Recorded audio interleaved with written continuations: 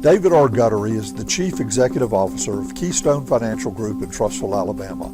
David Guttery and Seth Edgell are financial advisors who represent Emeritas Investment Company, LLC, and Emeritas Advisory Services. Please stay tuned through the end of the video for additional important disclosure information. Hello everyone, I'm joined today by David Guttery, CEO of Keystone Financial Group, to share his thoughts about the importance of investing and planning towards objective-driven goals. David, thanks so much for being with us today. In your previous video, you mentioned that it's unfortunate that strengthening economic data is being lost in the media noise that often comes with an election year. Today, I think you're going to describe how having a comprehensive approach to the management of wealth can help at times like these, correct? Yes, I believe that having a comprehensive approach to the management of wealth enables someone to weather through periods of uncertainty and heightened media rhetoric. I mean, look, we go through this every 2 years, right? Right now, in my opinion, most of what you're hearing in the media is not actionable. It's rhetoric and sensationalism, and designed to influence how you think, how you feel, and hopefully the person for whom you'll vote. Within my previous video, I touched on quite a few of these economic metrics that continue to show tremendous strength, in my opinion, and that continue to grow in momentum. I would encourage your viewers to go back and watch that video again if they weren't able to see it the first time. It's posted to the Tribune website as well as our own website. But to your point, though, having a well-designed, comprehensive approach to wealth management helps to keep the focus on the long term and the achievement of goals and not on the sensationalism of the day. It helps to maintain perspective, and it certainly helps in the management of expectations. David, can you describe how you begin the process of working with a new client? To some, the concept of planning the rest of their lives seems arduous. So what can someone expect as they enter into a planning engagement? Yeah, that's a great question. And yes, I can describe that. First, we have what I would call the acquaintance meeting. Now, as the name implies, we are likely meeting for the first time and learning about the prospective client and describing what they can expect through a financial planning engagement. They begin to describe the goals to be codified within a plan, and we learn about their investor DNA, what makes them tick, what keeps them up at night, what has their story been up until this point, and how might we be able to partner with them to help turn those goals into reality. Now, if we mutually reach the conclusion that we can be of benefit, then we move into the orientation phase. And this is where we're gathering documents and other data for input into our planning platform. We're delivering industry-required disclosures at this point, and we're beginning to leverage our paraplanning team. From there, I'm working with members of our team to seek efficiency with regard to sequencing of income, for example. When might we claim Social Security? Do you start both streams of Social Security at one time? Do we start one early and claim half of that as the spousal benefit? Do we defer that income as long as we can until age 70? Do we begin taking from tax-favorable accounts first and deferring that which might be most taxable for as long as possible? Or do we turn conventional wisdom on its head and begin taking from the most taxable accounts first? As you might imagine, there is no one-size-fits-all approach to planning initiatives such as this. This is as unique as your thumbprint. There are many aspects such as this within the aggregation phase before we get to the first presentation, or what I call the workshop phase. And we may have one or several workshop meetings until we have finally landed on the iteration of the plan that best meets the client's objectives. And then from there, we move into the implementation phase. That's pretty straightforward. It sounds like your team has developed a scripted approach to onboarding new clients in this planning process. So, David, once the final plan has been rendered, how do you go about implementing the plan? I have used this analogy on many occasions. Think of me as a general contractor, and you need to build a room onto your house. Tell me about that room. Is it a spare bedroom, mother-in-law suite, garage, storage unit? The answer to that question will factor into what I recommend in terms of insulation, flooring, and the placement of electrical outlets. I can't build something without knowing what we're trying to build.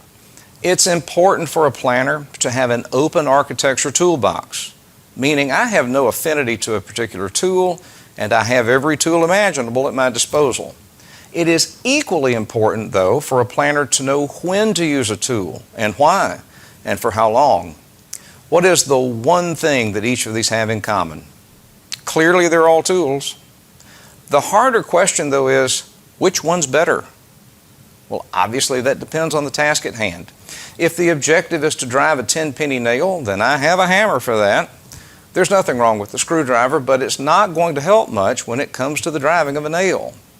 Now, I'll take that analogy further, though, and ask that you describe the nature of the nail. See, I also have a sledgehammer, a ball-peen hammer, claw hammer, tap in a countersink. If we're driving a finishing nail, I'm not going to offer you the sledgehammer. That would be overkill. Implementing a plan first requires that I be a fiduciary in every sense of the word and agnostic to the product or the platform. Each tool brings a unique utility to the plan. Very often, plans are implemented using a myriad of products across multiple platforms. When was the last time you finished a home improvement project with only a hammer? Mutual funds, exchange-traded funds, stocks, bonds, options, structured notes, annuities, insurance products, they're all tools, and they are uniquely designed to provide a utility in the completion of a comprehensive plan. If you don't need what the tool provides, leave it in the box. That's how we implement a plan, though. We've identified what we're trying to accomplish, and within the parameters that are unique to that client, then we open our toolbox and apply the hammer, pliers, screwdrivers, and any other tools that we need to the degree that they're needed.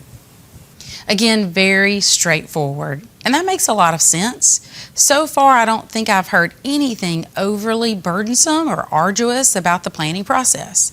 Okay, so David, you have prepared the plan and implemented the plan.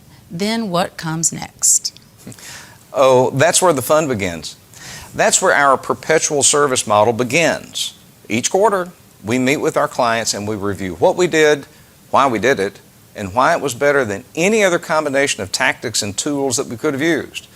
This is one of many ways that I demonstrate my fiduciary approach to planning. I'll give you an analogy on that, but first I want to draw a reference to this graphic.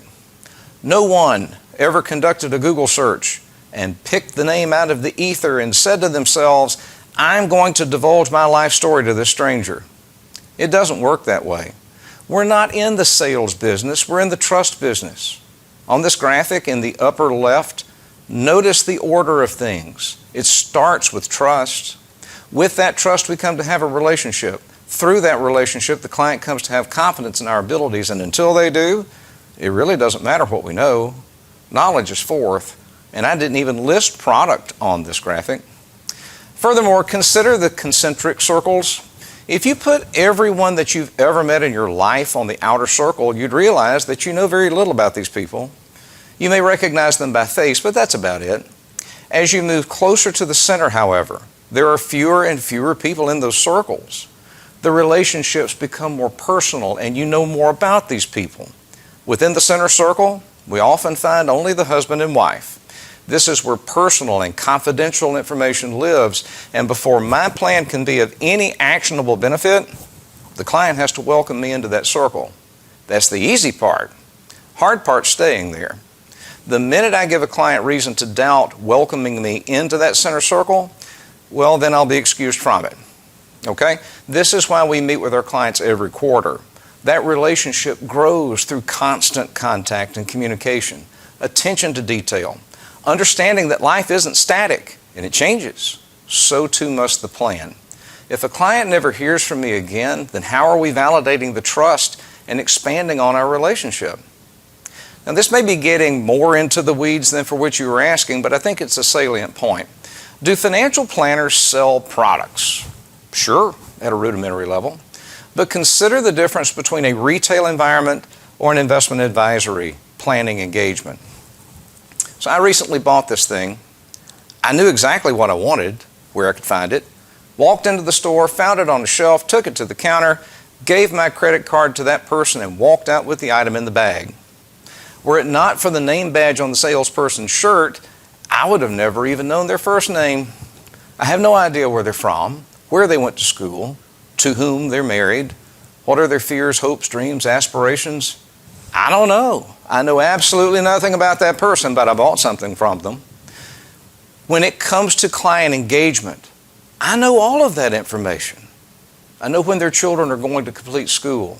I know whose family is going through a crisis. I know what keeps my clients up at night. I not only know their family history, but their extended family history. We engage their beneficiaries and we truly know our clients in great detail. Did I place an ETF into their portfolio? Sure.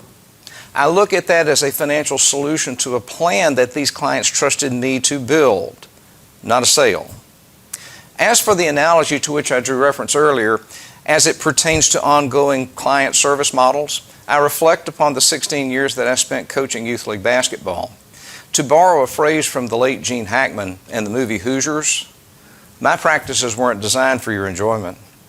We had some very successful teams, and I made sure that my players understood that the difference between the team cutting the net down and the team watching them do it came down to one more dribble drill, one more three-man weave, 50 more free throws on the driveway, doing something over and over again until it becomes repetitive and you no longer had to think about the mechanics of the action.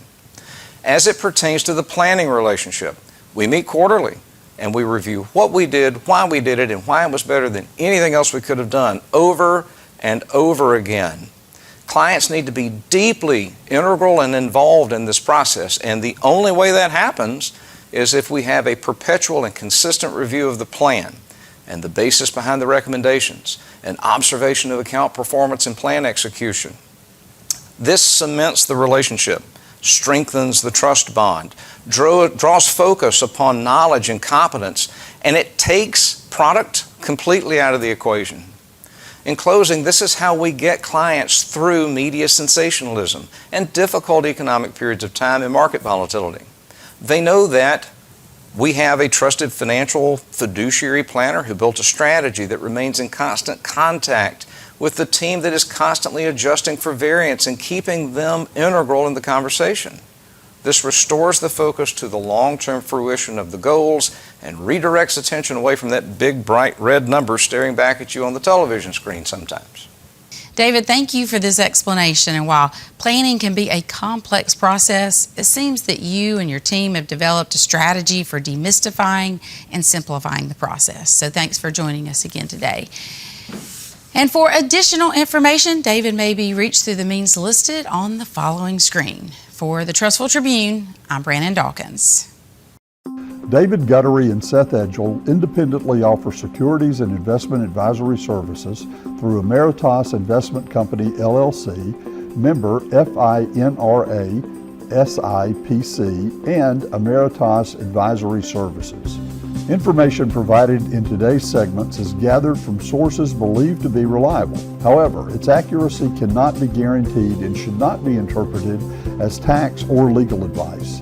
Any performance stated is past performance and is not indicative of future results.